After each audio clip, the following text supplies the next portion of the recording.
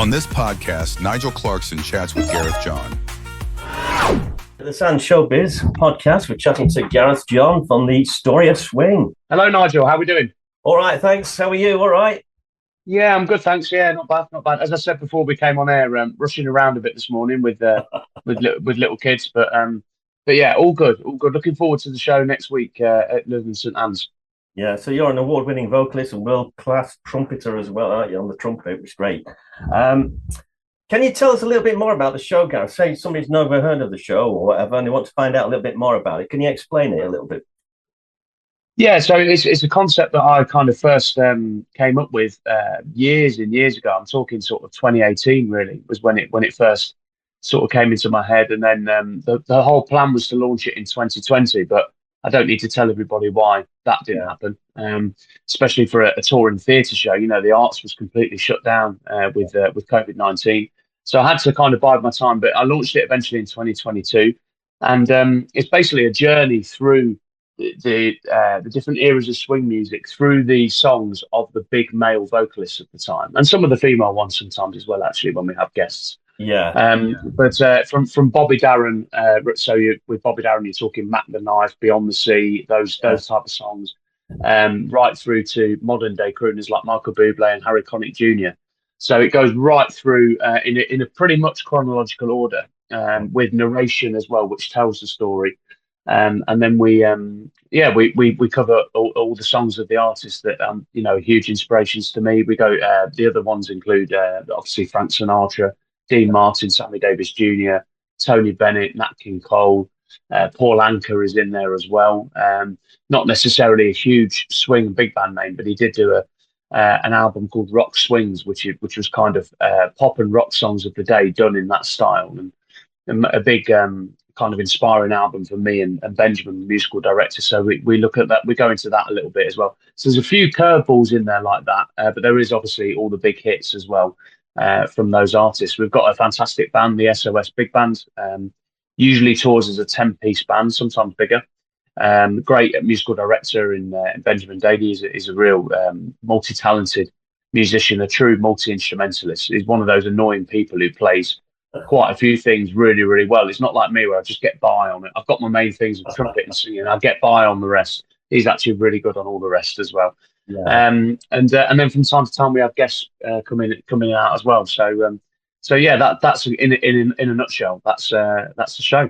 Yeah, is Frankie Mack as part of the show? Is he actually part of the show, or is he? So he's guesting with us in Edinburgh. Right. So I'm talking with Frankie at the minute about doing some. So we've got a couple of other different show ideas in a similar vein. We are in discussions about that. I'm actually yet to meet him. Benjamin's met him a few times, but I'm yet to meet him. Well, I'll meet him in Edinburgh when we go up on the 7th of February. Yeah. So yeah, he's one of the aforementioned guests that comes in now. Yeah. Yeah, and the Vintage Girls, are they the same? Are they where you go? Are they only at one particular venue, or are they at all the venues? They tend to do they're doing the majority of the Scottish dates because they're Scottish themselves. They're fantastic to work with. Really, really enjoy working with them. So me and Susan who runs it have a great kind of understanding. We're from a similar old school showbiz school, if you like. So they're really, really talented. Not only as a trio, but individual singers as well. You know, they what I really liked when they guested with us was that I did a duet with two of them, with one duet with one and one with another, and then the third member of their trio, she did a solo number as well. So they're really strong individual singers and strong collectively, which is quite rare in a singing group. You normally get either or, but they're really, really talented, top notch. Did you come up with the idea for the show in the first place? Then was it your idea, or how did it all come about? Yeah, it was. So I became a singer, if you like, in 2017. That was when I decided to become a singer. I've been a trumpet player since I was 9 or 10, and I've always kind of sang bits of backing vocals, and I've been a kind of frontman, if you like. I've always done the kind of crowd talking stuff in bands, pubs and things like that, and festivals, etc. And then it got to a point where I thought, could I actually do this myself? And then the challenge was finding the style of music that lends itself best to your voice. And for me, it was swing and big band music, which I'd grown up on anyway with my grandparents. So granddad was a musician. Grandma was a singer and actress, and they lived in our basement of our family house. We had a big old Victorian house, and they lived in the basement. So the musical palette was upstairs. My dad was a huge reggae fanatic. My mum's my mum's still into all kinds of music, but really into a kind of reggae and ska, but also really on the soulful side of things and funk and all that kind of stuff. She educated me on that. Right. And then I go downstairs to see grandma and granddad, and they had 2 dogs and 4 cats down there, and we had 4 cats as well and 2 budgies. So it's like a Doctor Dolittle kind of atmosphere. And I go down and see grandma and granddad, and it would be Ella Fitzgerald. If it were grandma at home, it would be Ella Fitzgerald, Sarah Vaughan, Billie Holiday, Sinatra. Wow, what a mix! If it were granddad, it would be more the Count Basie, Glenn Miller, Duke Ellington. Excuse me, all the kind of big band leaders of the day were what he really loved. So you've got a fantastic mix of music, different genres there, haven't you? Really, from everything. You've practically named everything, really, and taken all that in. Yeah, absolutely, and that's really shaped my career as a musician. I've done a lot in the reggae and ska scene. Playing with Neville Staple from the Specials and various kind of Jamaican reggae and ska legends. When they've come over, I've often been in their backing band in the past, so I've done a lot of that kind of stuff. And then I had a funk and soul band for quite a long time. And then the natural progression really was to explore the big band side of things. And I've actually found that's where my true passion really lies as a performer and a singer. It's where I kind of feel most comfortable. Niche, is it? You found your niche? Yeah, I think so. Yeah, that's the phrase I do. Yeah, found my niche. Yeah. Yeah, brilliant. So yeah, you're super happy. How did you come about coming to Lytham St Anne's for the start of the tour then? How did that one come about? Because you seem to be based in Scotland, all the tours there, all the venues there. And then I thought, why have you started in Lytham St Anne's? I know it's a great place to start, isn't it? But, it's great to see you come into Lytham St Anne's. Yeah, so we're I've got a bit of a connection with Lytham St Anne's and Lowther Pavilion in particular through the South. So formerly Beautiful South. I play trumpet and sing with them. Right. That's kind of my main job, if you like, in terms of the number of gigs each year. It's about 40 to 50 gigs a year that we do.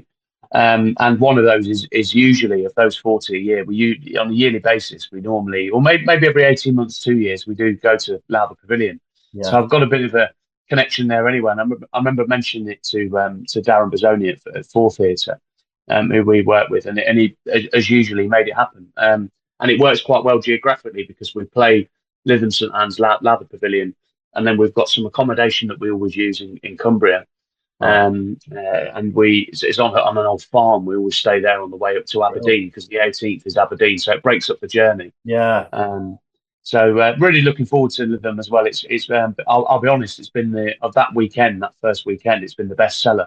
It's sold the most tickets. So, and I've got quite a few friends who come and see the South there. I've got quite a few friends coming, so I'm really looking forward to it. I think it'll be a great night. Yeah, I think it's the ideal venue for you, actually, isn't it? It's a good venue that the people who live in the area probably right up your stream of music there, and they're going to like that a lot, aren't they? Yeah, I think those sort of towns tend to be where we do really well. Those kind of towns where you're semi-retired kind of towns, a certain age group. But what I will say about swing music and big band music, I've been on a bit of a mission really with the story of swing when I first came up with it, is I want it to be accessible for pretty much all generations. Okay, we may not get teenagers and early 20s people coming to our shows now, but from there upwards, it's exciting, it's dynamic, and it's still happening now. Bublé's still releasing albums now. Gregory Porter, Jamie Cullum, Harry Connick, they're all still doing it now. Yeah. So we try and reflect that. We sort of pay a respectful nod to the past, but also try and keep the genre burning now. And it's a very timeless style of music. And one thing I'll say about it is you meet, but I can't think of anyone I've met who hates it.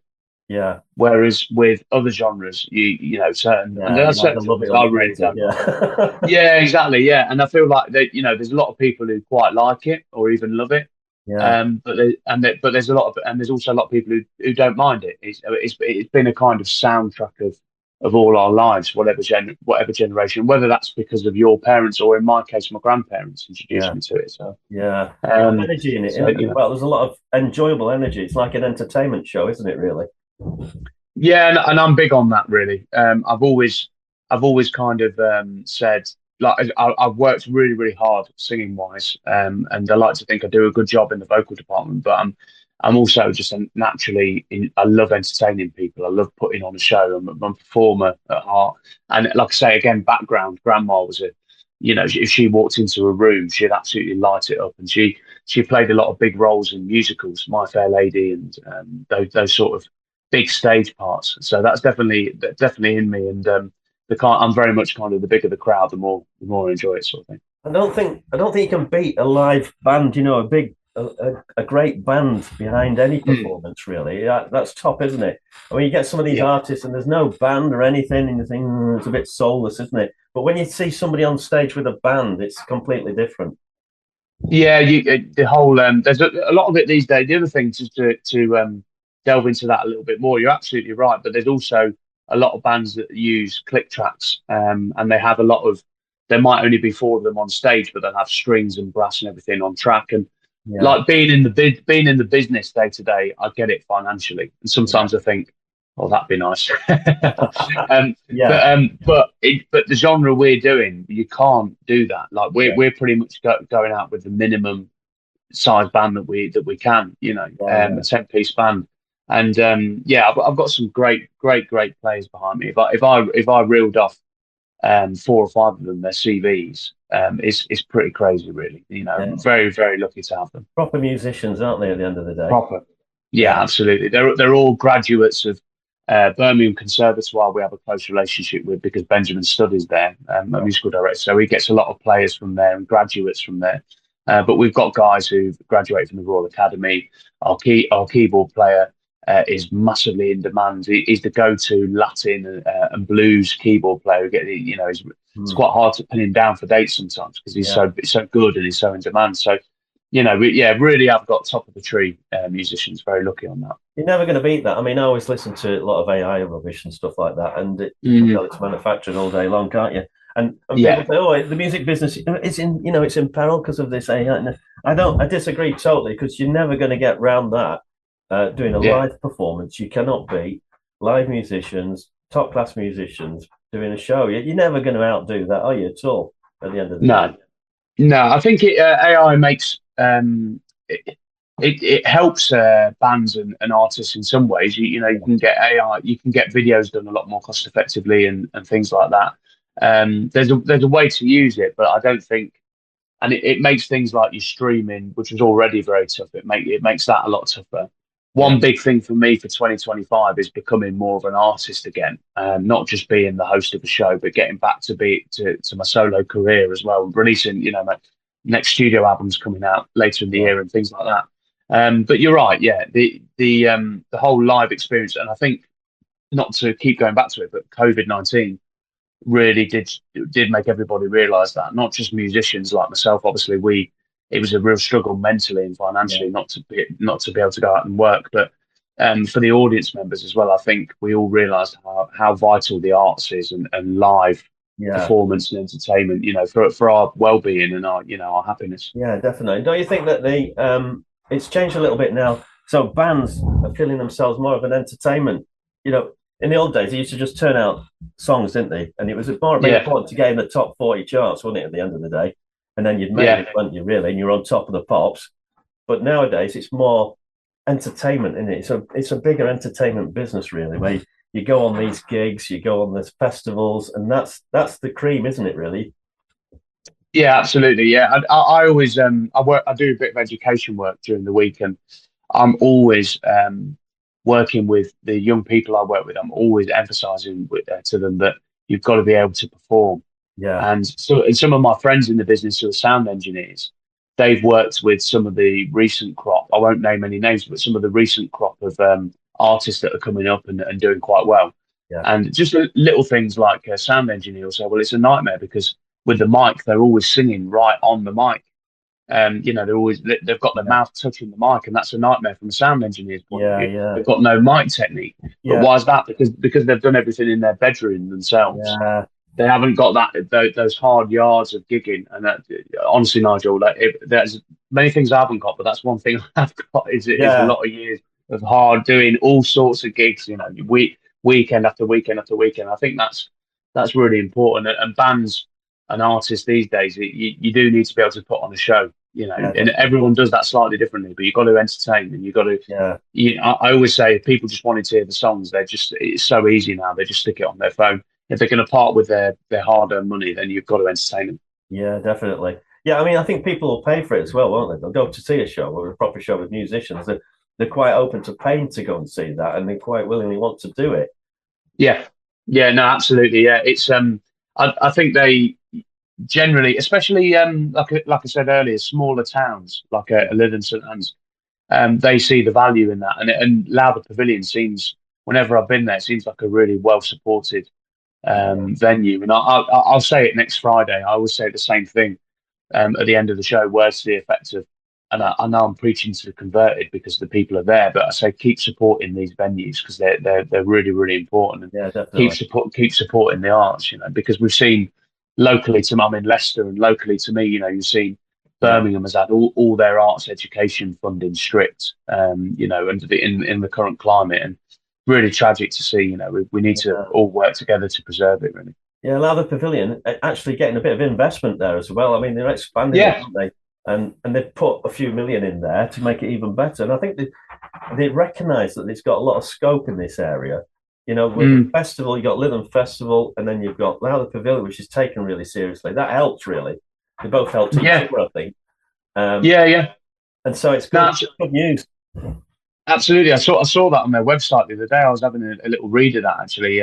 Just after counting the seats and seeing how many were sold, I saw the development news, and it's going to be, again, a really important thing, an education kind of hub, isn't it? An arts education hub in the new building. So, no, it's fantastic. Like I say, it's always been a really well supported venue, and it's kind of I've gone from playing with the South, which I still do, but playing with the South and doing many, many theatres, to now touring my own show. And it's quite funny. We were there. I think it was October last year. No, it might have been September last year. We were there with the South, right? And Gaz Birtle's the lead singer of that. We kind of talked before we went on and said, if you don't mind mentioning that I'm here with my big band show, that'll be good. And then the way we did it was so funny because Gaz kind of said, I'm going to hand over to Gareth now. He's going to sing the next song. And did I see something about you playing here, Gareth? And I went, yeah. Oh, yeah. Funny you mention it, Gareth. And the audience were in hysterics. And I said to the audience, that wasn't rehearsed at all, ladies and gentlemen. We were trying to make it look really natural, and it just looked the complete opposite. Yeah, I love that. So obviously, because you say it's selling quite well at Lytham St Anne's, what's the best way of people getting their tickets? Because they need to get the skates on, really, don't they? Do they go to your website? Yeah, if you go to storyandswing.com, all the ticket links are on there. So it'll be if you look at the list, if you click on tour dates, and then you'll see the list going down. 17th of January, Lowther Pavilion. I can tell you there are less than 80 tickets left now for the show next Friday. So, and I'm doing quite a few things like this over the next couple of days as well. So the word's going to get out even more. So get on there, get your tickets. I always say, in terms of what you can expect from the show, you can expect to have a good laugh, be entertained. There's some somber, more serious moments in there as well, because some of the songs are really important to me. You can expect a fantastic band. I always say the band are worth the admission price alone. Forget me, the band are worth that alone. And you can expect to be dancing and singing along to songs that, like I say, have been the soundtrack of our lives. Yeah, great. And where else are you going as well as Lytham St Anne's? We'll give them a mention. The other venues. Yeah, so we've got a busy January, February, Nigel. We've got we're Lytham St Anne's on the 17th. 18th is Aberdeen Music Hall. Right. Then we're at the Webster Memorial Theatre in Arbroath on Sunday, the 19th of January. Then we're in Kilmarnock on the 24th. I'm really looking forward to that one. That's Ayrshire Athletics Arena. It's the Big Top. So they have a big circus type tent, and we're doing a show in there for them on the 24th. And then in February, we're at Edinburgh Assembly Rooms on the 7th of February. And then on the 8th of February, we're at the Whitehall Theatre in Dundee. Wow. So we've got 2 more Scotland. So there's a lot of Scotland-based stuff in January, February. It was all originally in one kind of block, where we were away for a week. But there was a couple of the venues had to close in January to get maintenance done and things like that. So the dates ended up getting spread about.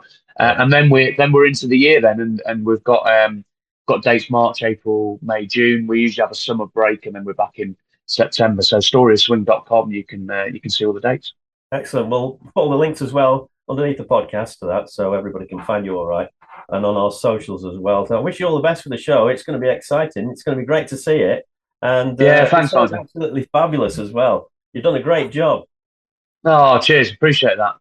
And fair play to you running the podcast as well, because I've done that, and I know it's quite hard work. It's quite hard work, rewarding but hard work, isn't it? So fair play to you. So you've got a lot of episodes, you know. Yeah. No, it's been a pleasure to talk to you, mate. No, thanks very much for having us. All the best, and keep in touch as well. Let us know what you're getting up to in the future as well, and we'll give a shout for you. And thanks again for spending the time. Nice one, mate. Thanks very much. Cheers. Thank you for joining us and sharing in the untold stories of the stars. In the world of showbiz, there's always another story waiting to be told.